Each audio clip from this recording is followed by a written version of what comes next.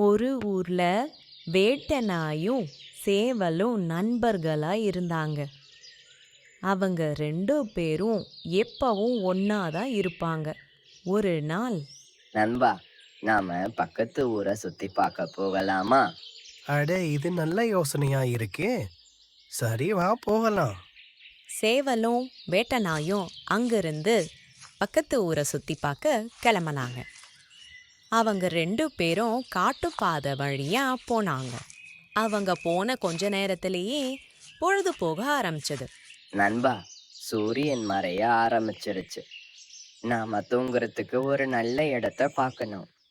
ஆமா ஆமா, இதுக்கு மேல நம்மளால இந்த காட்டு பாதையில நடக்க முடியாது.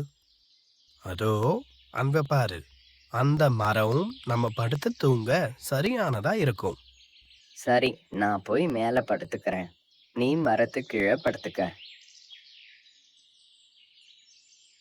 இரவு முழுவதும் அந்த வேட்டை நாயி மரத்தை கீழே இருந்த பொந்துகிட்டையும் சேவல் அந்த மரத்தோட கிளையிலையும் படுத்து தூங்குச்சுங்க. பொழுது விடிஞ்சது.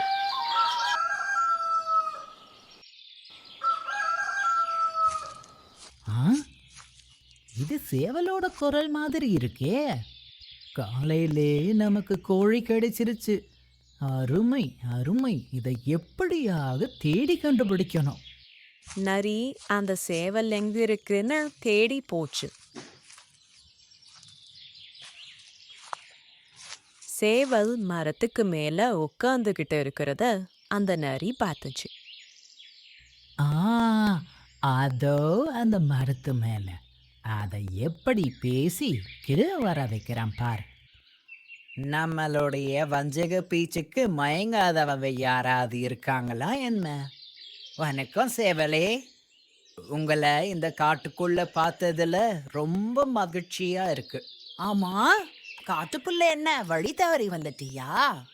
வா என்னோட, நான் வேணா உன்னை கூட்டிட்டு போய் ஊருக்குள்ள விடுறேன். ஓ, அப்படியா? உன்னோட உதவிக்கு நன்றி. ஆனா இத என்னால முடிவு பண்ண முடியாதே. என் நண்பன் ஒருத்தன் இருக்கான். அவன்கிட்ட வேணா கேட்டு பாரு. அவன் இந்த மரத்துக்கு பின்னாடிதான் இருக்கான். போய் பாரு. ஆஹா, 2 கோழி, செம்ம விருந்து. அச்சோ, வேட்ட நாயா, இது கிட்ட மாட்டனா அவ்வளவுதான், ஓடிட இங்கிருந்து.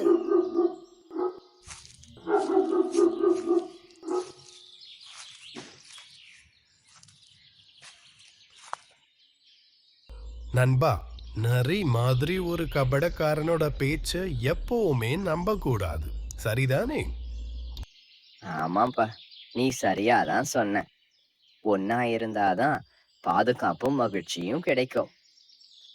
அவங்க 2 பேரும் அங்கிருந்து ஊரை சுத்தி பார்க்க கிளம்புனாங்க. உங்களுக்கு இந்த கதை பிடிச்சிருந்தா சப்ஸ்கிரைப் பண்ணுங்கள், லைக் பண்ணுங்கள், ஷேர் பண்ணுங்கள்.